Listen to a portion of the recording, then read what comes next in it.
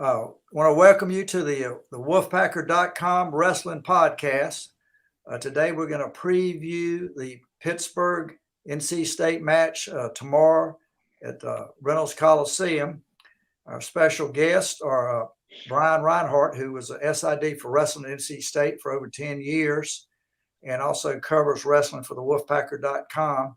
And the man I call the voice of ACC wrestling, the one we want to hear what he has to say, Rock Harrison. And we're going to start off previewing this match. Rock, I was looking at the dual team rankings on Intermat.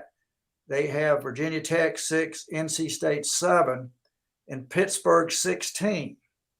But Pittsburgh just took number 3 Iowa State to a criteria. It was tied, and they lost them criteria, and they had won 7 of 10 matches earlier this year against Virginia Tech to beat them. So tell us how they're 16 and Virginia Tech is 6 when they beat them.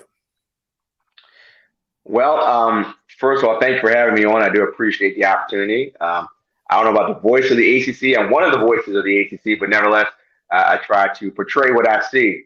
To answer your question, rankings are very subjective, and that one does not make sense to me.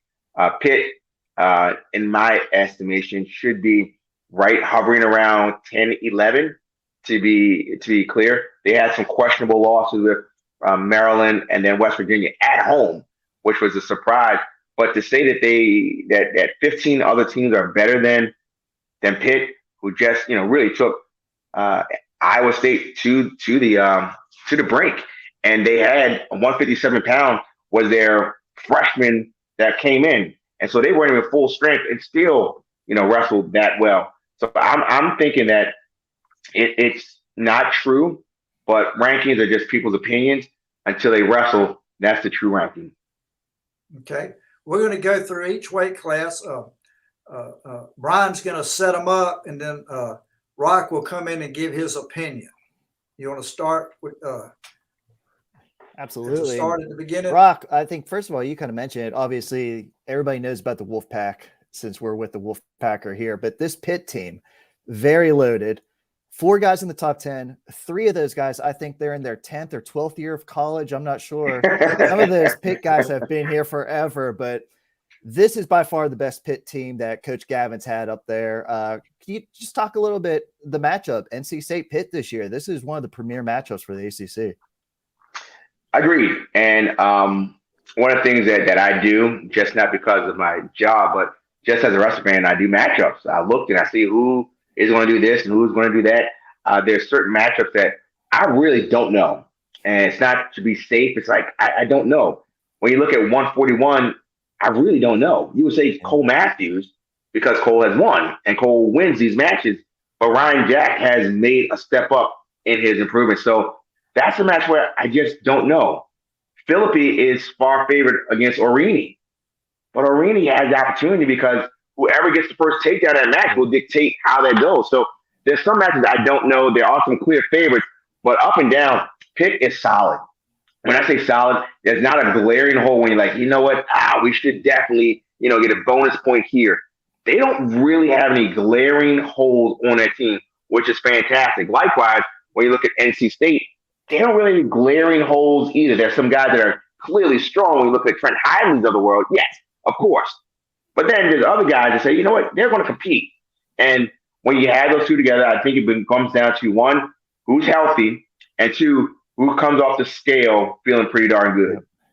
Absolutely. And talking about the scale, we go weight by weight. Love to start with the little guys first. I mean, I don't know any podcast that goes heavyweight down to 125. So looking at 125 here, you got number 7 Trombley, number 32 Camacho. And a piece I wrote, I really think Camacho is one of the most improved wrestlers in this conference.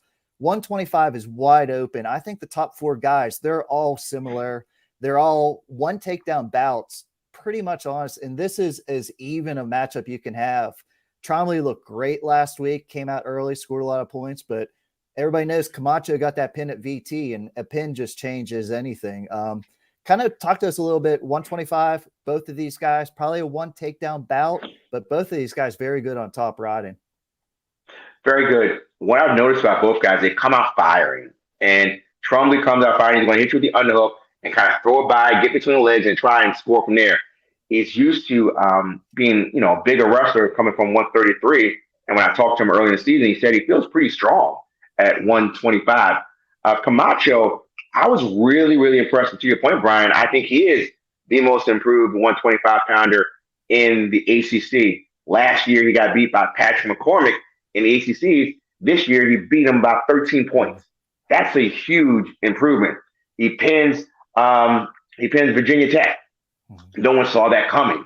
So when you look at these matches, you don't know.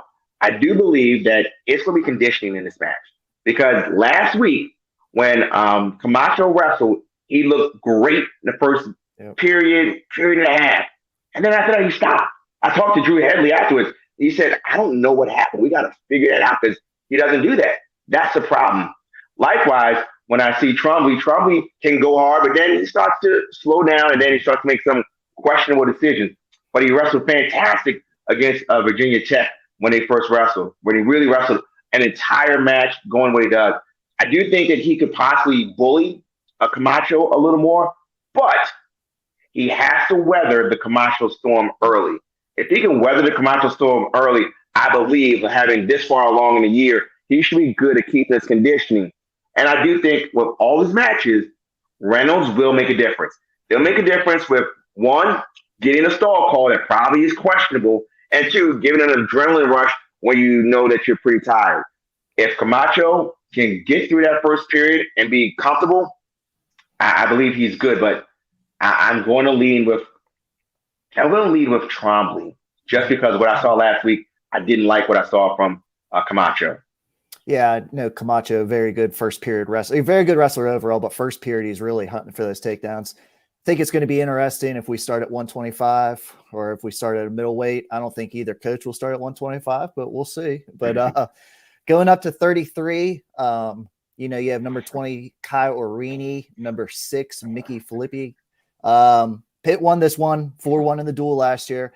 How about this one, Rock? I know you love stats. No NC State wrestler has ever beat Mickey Filippi. And he's been there, I think he's in his 7th year now. So he's kind of been the Wolfpack killer.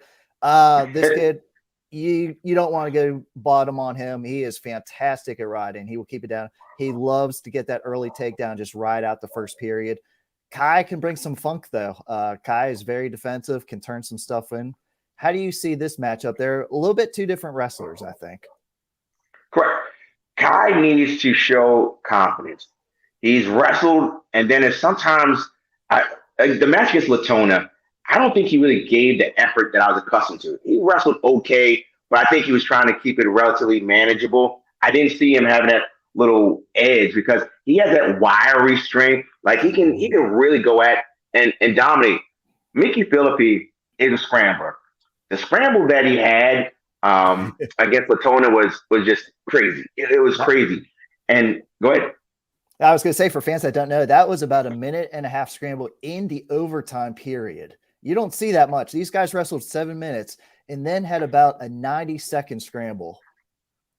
It was a 90-second scramble with a wrestler who was pretty proficient at finishing in a high single. I mean, high single, armpit, had the knee there, and somehow not only was Mickey very good at scrambling, mentally he was so tough. He was just like, I'm not giving this up. And when you see that, that's going to show something that he's not afraid to be in any position. You have to watch out for Mickey's rushing or 2-on-1. He'll try and slide to the side, put that leg in there, and go from there. When talking to Mickey and the coaching staff, Mickey Filippi, that is, if he gets the first takedown, you're in trouble. You're just in trouble because he gets that first takedown, he's going to be extremely tough on top, and he's made it abundantly clear he thinks that he's the best mat wrestler at 133. I'm not going to argue with him on that because he's very good on top, very good on bottom. It has to be imperative for Orini to get the first takedown. After the first takedown, then you might open up Mickey to try a little more. However, I really do believe that if Mickey gets the first takedown, it's not going to look good for Orini. Yeah, like you said, Mickey he's kept wrestlers down whole periods, very much can get that riding point very easily. 141, I would say this is the premier matchup. Everybody's looking forward to this. 2 top 4 wrestlers. You have number 4, Ryan Jack, number 3, Cole Matthews. Matthews preseason number 1, so only suffered 1 loss. Ryan Jack only has 1 loss. These two last year, both 1 takedown bouts again, but Matthews, probably the best counterattack wrestler you see. Jack did not take him down last year. Matthews scored a couple late takedowns to get those wins. Matthews loves to work out of that headlock. So I think Ryan Jack's going to be backing out of his headlocks if Matthews is getting him in there for that front headlock. But very stingy defense for both of these guys. Very good counterattacks.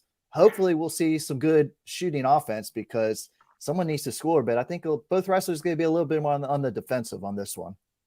Correct. And I think Matt wrestling is going to make a difference. Ryan Jack, just like his brother Kevin, they're good on top. And his match against Virginia Tech against Crook, he was very good on top. Had a dominating ride to get the riding point. One of the things that I've noticed about Cole Matthews is that, one, if he gets you to a position where you're shooting on him, you got to finish quick.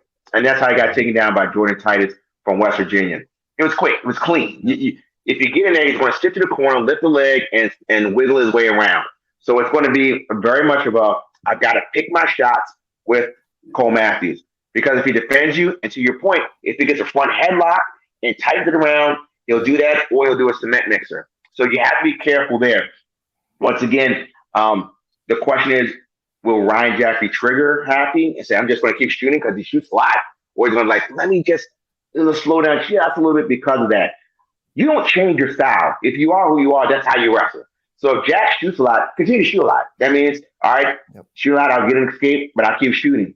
The problem is he has to watch if he shoots a lot and then get put on his back because, quite frankly, Matthews is pretty good at being explosive. When it comes to predictions for this match, because Cole Matthews has been in this match so many times, because Matthews has shown that he's had the ability to win these tight matches, and talking to Cole Matthews, he has this quiet confidence. It's not the cockiness. It's just like, I'm just going to damn wrestle hard. I get nervous about Ryan Jack if he's going to change his style. His style is being offensive. His style is to shoot and shoot and shoot. If he doesn't do that, he's going to play into Cole Matthews' hand. And then if he does shoot a lot, it could still play into Cole Matthews' hand. So I'm going to leave with Cole Matthews here, not just because he's more dynamic offensively, he just has more ways to create counter offense. And it kind of plays into the role of Kevin Jack being a shooter. But if Kevin Jack changed his style, I don't like that. 149. I think this is one of the biggest swing matches. NC State true freshman, number 17, Jackson Arrington against number 28, Tyler Baggett. Arrington, a little disappointed up at Virginia Tech. Coaches didn't think he was offensive enough. He's come out. He's gone back-to-back majors. Very impressive major, in my opinion, up at Virginia on a kid that's tough to score on. In Pitt, Baggett's kind of a little funky wrestler, loves to scramble. So I think this one, Arrington's going to shoot. He'll shoot and shoot. Can he finish? I think that's the big thing with this one. Tyler Baggett has surprisingly gotten very good. He went for a guy that was pretty terrible. And I'm not just saying this, his teammates were like, he wasn't very good. And you can see he's developed and developed and developed. And there's no better drug than confidence. Confidence just helps you to do things you're not supposed to do. And so when I saw Arrington, and the coaching staff was high on Arrington, and I was like, this guy, he's dead. And I was surprised with how the match turned out with Caleb Henson. I expected to be a little closer than that. And Caleb Henson just went at him. And I do believe that it wasn't as offensive that I saw earlier in the year. Maybe the nerves, first match, I don't know. But it wasn't what I anticipated. However, I did not anticipate his win against McLaren, who's, as you said, tough to score. And been around Penn State, Virginia, been around for 6 years. I didn't anticipate a major decision. I thought he was going to win, but not by that. To the point, Jackson Arrington has a very good underhook, and he's really good on top. I think he needs to continue to pressure against Baggett. Baggett's not going to be easy to take down. However, I've seen him get rolled up, and that was against Caleb Henson. Caleb Henson just kept it going and essentially broke him. If Jackson Arrington keeps the offense, I can see that being a big win, and it could be in that line of bonus points just because he could show what he has. that Henson match, it just wasn't a good showing for him. I didn't like what I saw because I know what I saw earlier. So I do think he's going to win at 149. The question is, by how much? 157. Not quite sure who Pitt will send out. Dejon Casta, their normal starter, he missed last week. He was out injured. True freshman who's actually going to redshirt this year but hasn't used all of his date. Jared Kessler jumped in. Kessler, I was very impressed with him. I watched both of his matches last week. For a true freshman, I thought he was very good. But NC State, Ed Scott. Ed's going to hunt for bonus points. The Pack could really use bonus points at this weight. Ed has so many moves. He'll bring some different stuff at you. But I think NC State's heavily favored on paper, no matter who Pitt puts out here. But Ed has to stay consistent. He can't get caught in anything himself. I agree. Whomever they put out there, I have Ed Scott winning. Dejon Castro, they call him Cheese, or the freshman that they put in last week, Kessler. Mm-hmm. And either way, I just think Ed Scott will go out there and do what he's supposed to do, and that's to be physical. Castro's a gas tank has been questionable later in matches throughout the year. My assumption is that he will wrestle this week. When I talked to the Pitt coaching staff, they said, something's going on, but he should be ready this week. Should be ready. I mean, things could happen, but I do expect Castro to be out there. But let's not forget, Castro did beat Austin O'Connor last year. Granted, Austin O'Connor wasn't 100%, but then you could say that Ed Scott beat Austin O'Connor last year, and Austin O'Connor wasn't 100%. The bottom line, he can wrestle. He was around a match away from being an All-American. He can wrestle, meaning Castro. But I just think that Ed Scott has too much offense for him, and he's tried to score a lot. And I've been impressed with the fact that he really doesn't fatigue towards the end of the match. I want to make this abundantly clear. Everyone gets tired. There's just this lot that says, they don't get tired. This guy has a motive. No, they get tired. It's just they know how to function when they're tired. But everyone gets tired. It's just some people know how to move in themselves. Continue to have good technique when you're tired. And I see that with Ed Scott. So regardless who they put out there, I expect Ed Scott to dominate. You bring up a good point. So right now, we're having intermission, and Rock's got it 3 wins for State and 2 for Pittsburgh going into the second half of the dual meet. I mean, I think everybody knows this is going to be a close duel. I think just about everybody's predicting a 6-4, 5-5 split. So, like I said, fans, this is going to be tremendous action. But yeah, Rock's coming up a little bit, 3-2. He's got a close one. He's going to take that intermission break. They get the 5-minute break over there on the ACC Network. I'm not sure what he does and everything. Hurry up and get out. But that's what I do. On those intermission breaks, I talk to the producer and I talk to Sean Kenny. I'm like, man, what is going on? Did you see that? And then we start doing math. We're like, well, they need to win here. They need to, let's figure out what that and what we're going to talk about. But, 125, that can go either way, just like 141. So it easily could be the other way around. But, hey, I'm making predictions. It is funny at the intermission that we all get out our pens when we start adding up the team scores because no one understands criteria sometimes. So you have to get those team points ready. But, going up to 165 here, NC State, we got a choice. Fields, the redshirt freshman, or Singleton, the true freshman. I'm kind of thinking we're going to see Singleton. He still has 2 dates he can use. And over at Pitt, the first of the 2 Heller brothers, who were both transfers from Hofstra, who tremendous additions for Pitt. I mean, if they didn't have the Hellers in the lineup this year, we wouldn't be talking about Pitt like they are. And Holden has really performed well at 65, ranked number 24th in the country. Solid results. Again, we haven't seen Singleton too much. Heller, great counter wrestler, funky wrestler. I think I said this for every Pitt wrestler. Tough to score on, but if it's Singleton and Heller, what do you think of that matchup? I like Heller a lot. I like him a lot. He wrestles hard in every position. Both brothers, they wrestle through every position. I mean, like, they don't just kind of hope for stalemate. They're always trying to score. I like it. And when I talked to the Pitt team at the beginning of the season, I said, who is that guy on your team that if they're wrestling on Friday night, striving All-American, you all won't be surprised, but the nation will be, whoa, where did it come from? Everyone said Holden Heller. Everyone, not 3 said and 1. No, everyone said Holden Heller is that dude. And then Jake Wentz was like, look, Yeah, he gives me fits. And Jake Wenzel is pretty freaking strong and he's really good. He's a natural finalist.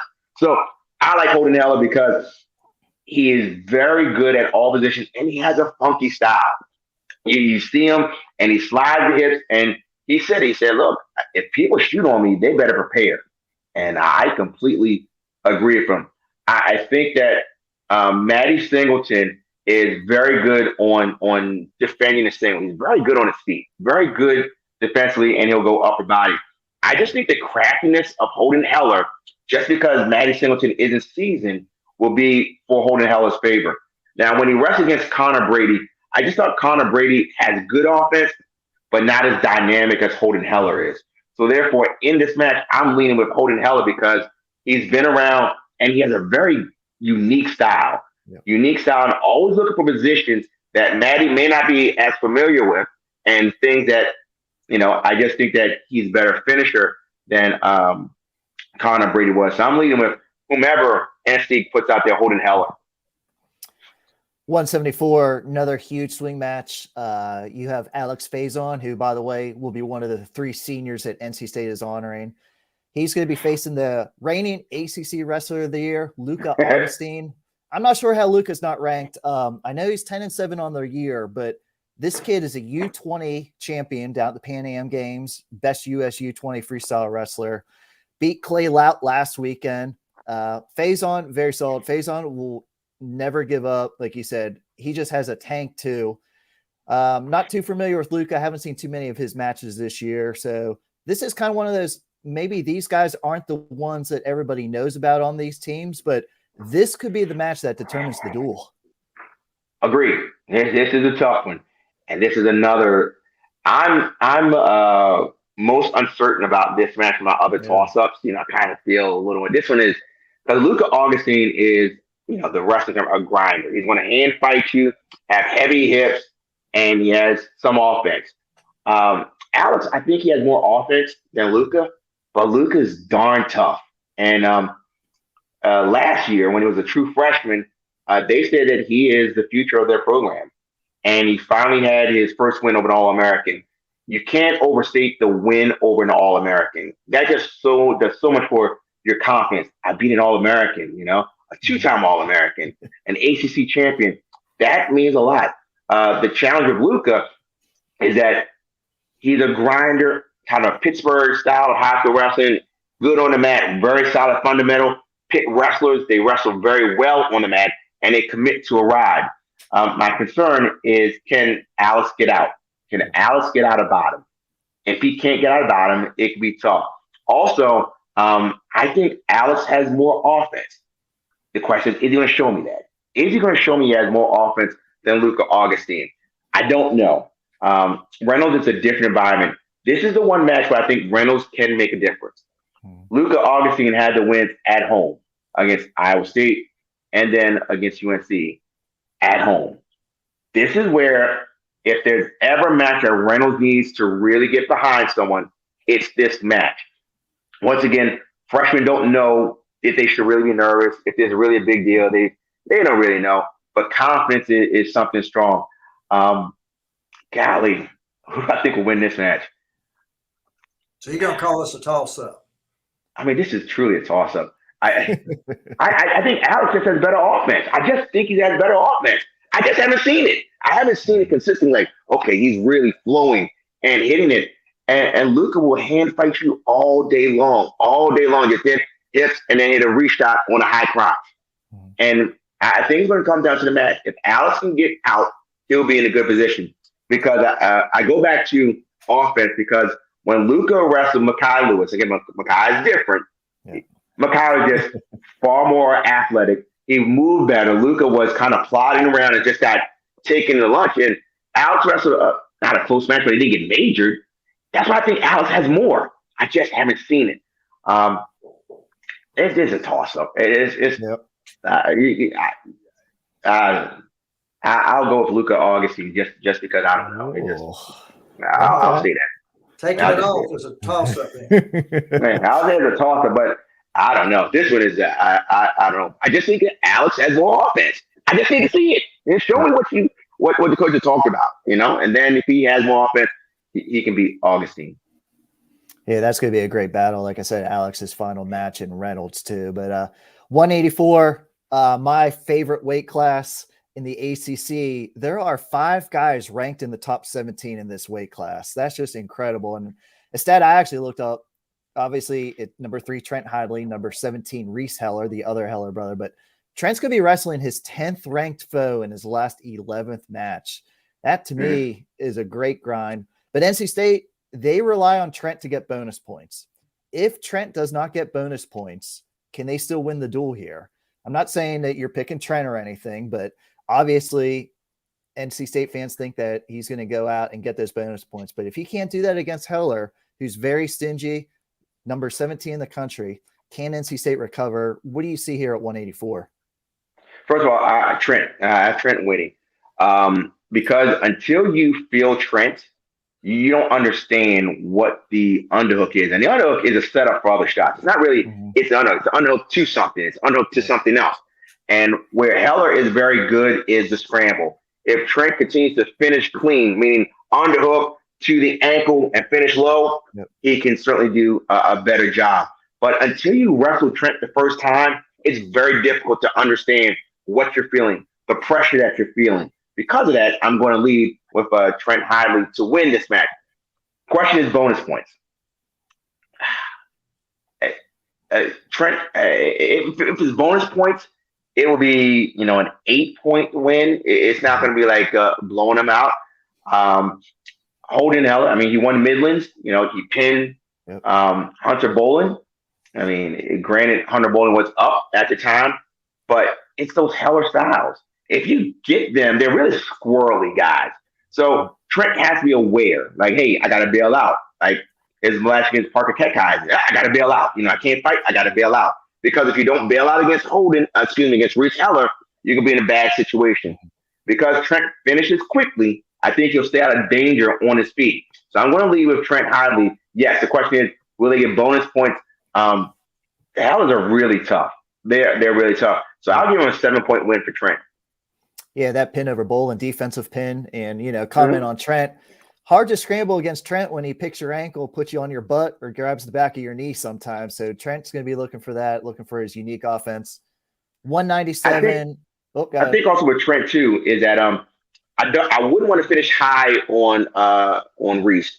If I get to that underhook and get to the ankle, I want to finish low and behind because then it's going to be harder to scramble when you're low and behind. But when you have that foot up high, Reese is going to dive through and try and get to a stalemate situation. So if I were Trent, and again, I'm not Coach Pop, I'm not any of those guys, but I think I would try to get that underhook and try and finish low and behind the ankles. And that's where I've seen Reese give up some of his takedowns when someone kind of finishes low and behind and not facing him, crotch, and all that stuff. Yeah, both of those Heller, they really like to roll through a lot. So it's good offense for them. Like I said, I'm really impressed by the Heller brothers this year. But they're tough. 197, probably obviously another premier matchup. These two have a long history. The new number 1 in the nation, Nino Bonacorsi, undefeated at 197. He's been to Reynolds. This will be his 3rd trip already. Like I said, he's in that 12th year of eligibility somehow. But number 8, Isaac Trumbull. These two fantastic battles. Isaac got him in the duels. Nino got him in the ACC final last year. Fans know Nino's going to shoot. Can Trumbull stop the shot? Turn that into his offense. He was able to do it in the duels, but not at the ACCs. Nino had some different takedowns in the ACC final that really propelled, and both of these wrestlers looking extremely good this year. Yep. Let's put it out there. I feel Nino is going to win the match. Of course, I don't see it being a bonus point win. It'll be a tight match. With Nino, oftentimes he goes double, finish single. So you don't want to shoot doubles on Trumbull. That's just foolishness. But when you shoot against Trumbull, you have to cut the corner. You have to get to the side and finish when him not squaring up. When he squares up, he is a problem. And I think Nino learned that the first time they wrestled. Like, I can't just be underneath this guy because he'll crunch me and get behind and then got put on his back. So I do think that Nino has learned. Nino's also taken a hiatus from social media because he said, I just want to be focused on winning the national championship. That match against Younger Bastida in the Iowa State match, I thought was Nino's best match because when it got close to the end, I did not think that Nino was going to pull it out, especially finishing high on Younger Batista, where he's very, very good at hopping on one foot. And Nino found a way to take that and put him on his back. I mean, fantastic. And I just think that because Nino has wrestled more, when I say wrestle more, wrestled Trumbull more, I figured that, not necessarily figured out, but there's a style that you wrestle against Trumbull. You don't fall into his hand fight and get lured into a shot. As we said, we understand that Trumbull is not going to be an offensive guy when I'm taking high crotches like Ryan Jack. He's not going to do that. He'll make step, get a snatch single, and try and stuff the head, crunch the hips, and things of that nature. I think Nino is just a little more crafty because he has seen it, he's wrestled it, and he's pretty focused right now. And I just think that, without when I say offense, it doesn't mean shooting, but I do believe with Isaac Trumbull, he creates his offense off of someone else. So counterattack, counter offense. I think Nino really has to cut the corner. You don't shoot head on with Isaac Trumbull. That's foolish. You have to create angles and finish quickly, because if he squares up, you got a problem. So I'm going with Nino. I think that was the biggest adjustment. The ACC, Nino shot different, finished a lot, but also Nino hasn't chose bottom on Trumbull in all three matches. Oh, yeah. So that would be, I guess, if you take down, you don't have to choose bottom, but he's well aware of that. So that would be an interesting one. Well, to that point, Sean Kenny, my play-by-play, and we were shocked that Andy Smith went underneath Trumbull. We were shocked. We were like, what? And I think Trumbull was. Did you see Trumbull was too? I think he stood up. He stood up for neutral. Right. So, yep. Right. We were like, what are you doing? And when you looked at the side of Virginia Tech, they were before the period. They're like, whoa. They're like, I don't know what to do. I don't know. And then they said down, not like down. It's like, yeah, okay, go down. Like one of those things. And again, Trumbull was shocked. We were shocked. We're like, this is a bad decision. And then we saw what happened. I think Trumbull got a little impatient too. I think he tried to kick in the legs a little too early and kind of slipped up there. Yeah. So correct. Going up to heavyweight. Well, first of all, Pitt has one of the best kids in the country. He's a true freshman, but he's still technically in red shirt. Number 10, Dayton Pitzer.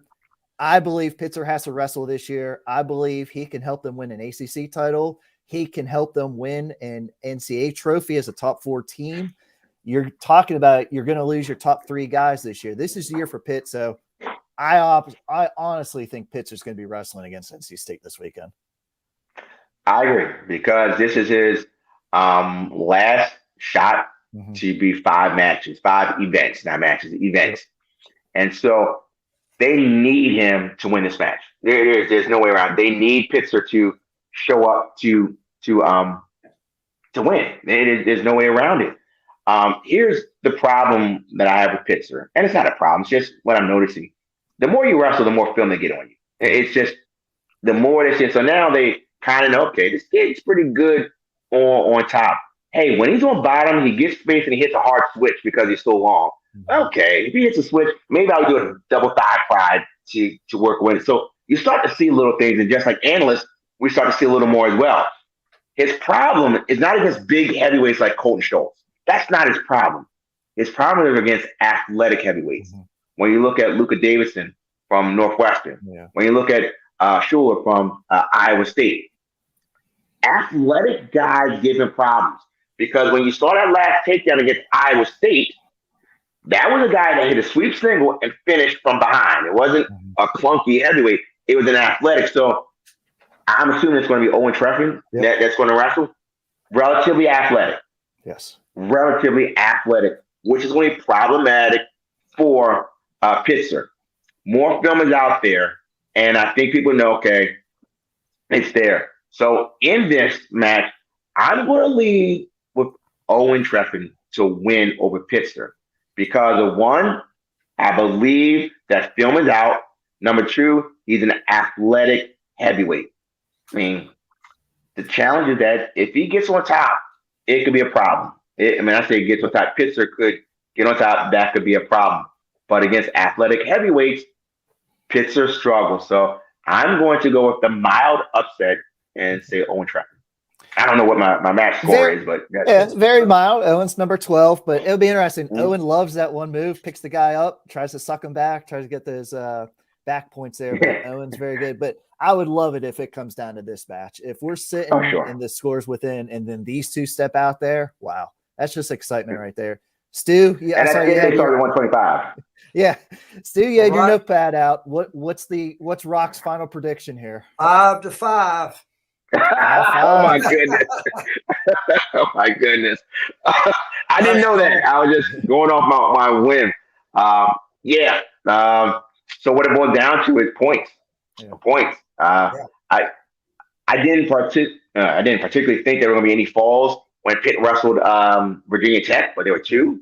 So a fall changes everything. I mean, pins change everything. It's a game changer. Bonus points obviously make a big deal. Trent can get bonus points, but I'm not going to overlook how good Reese Heller is. So I guess 5-5 was what I said, and I didn't plan this out. It just, I mean, so 125. I was gonna say Rock works for the ACC. He's very neutral, so 5-5 is the perfect prediction. But I honestly think NC State has the ability to get a couple bonus points here. I'm not quite sure I see that from the Pitt side against NC State. So I'm right around Rock too. I do think it would be a 5-5 split, but I think bonus points could win it for the Pack here. That way we bonus points at 49 and 84. Those are the ones that I 57. I think I would sneak in there too as a possibility. Oh yeah. Yep.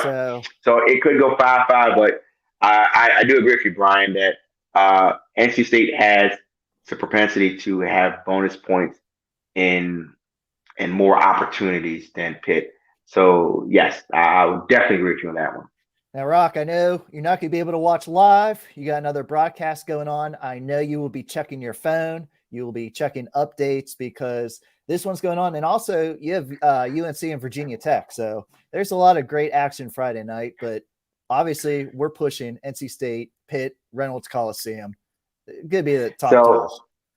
So this is what we're trying to do. And fans may not know, but behind the scenes, we're fighting. We're trying to get as much as we can. Wrestling, can we do double duels? Can we push this match to 6 and this one to 8? We're trying. But we are going to try and get some, I don't know what the technical word is, but some add in some clips of the matches. Okay. So for instance, if there's something exciting that happened at the Pitt NC State match, we're going to try and get it in for the national audience to see, hey, there was a big win here, or this was a bonus point, or someone got a fall here. Conversely, I want to know what happened with the Andonian O'Connor match at UNC Virginia Tech. So we're going to try and get that one in as well. So we're trying to get as much as we can as possible. Let's talk about that match real quick. Andonia has never beat O'Connor. Yeah, never. 4, I think I read. Yep, never beat him. And in the ACC finals one year, Andonian put O'Connor on his back for 4 spikes. Very early. Yep. And he still came back and won. And so, and when I talked to, it's funny, when I talked to Austin O'Connor at the beginning of the year, I said, so yeah, this weight class is really tough. You have, Dejon Casto, Jake Keating, Scott, Andonian. He's like, yeah, I've never lost to Andonian. When I wrestled Scott, I didn't have an ACL, he was like, okay, yeah. He said he had 2 dates circled. Yep. One date was against Pitt because that Castro that beat him. And after the match, which is great, that's why I love being there. He went over there and he looked at him and then he pointed to his watch. Like, your time is coming. Pretty quick. I saw that. Oh yeah, it was awesome. That's what we talk about in Q&A. We got to come back to that. And then he circled NC State versus UNC. He's like, I got Scott circled. He's got that match. So next week, when you all wrestle against UNC, Austin O'Connor has that match circled. I know Friday night, I bet you wish you could do this 3-person TV setup here for yourself so you could watch all these duels because it's going to be a great day of action. And Stu, I think it was great. You got us together. You got Rock to give us a little bit of insight. So I always appreciate you. And me and Rock were talking before. We appreciate anybody that likes NC State wrestling and contributes to the program. And we know, Stu, you do obviously, as long as the Wolfpacker has given me the opportunity to write about wrestling too. And I'm very biased towards NC State, so I hope it didn't come out too much in here. I think NC State will go 10-0 against Pitt, but hoping for a good duel. Well, I just Yep. got my NCAA tickets to go for the 11th year. Yep. So Okay. All right. I'm a big fan. Very good. I'm certainly looking forward to getting to Reynolds for the ACC championships. Looking Yep. forward to the excitement there, and certainly you all have a very good fan base. So any fans that are there, I like meeting fans. So your fans are always cool. So please say hello to me. I like talking. Well, thanks to both of you. This was a great podcast, and we'll get it up on the site and as soon as we can, and get people ready for this 7:00 start tomorrow night. Thanks again, Stu. And Rock, good seeing you again. Rock, Thanks for thank everything. you, man. Great stuff. And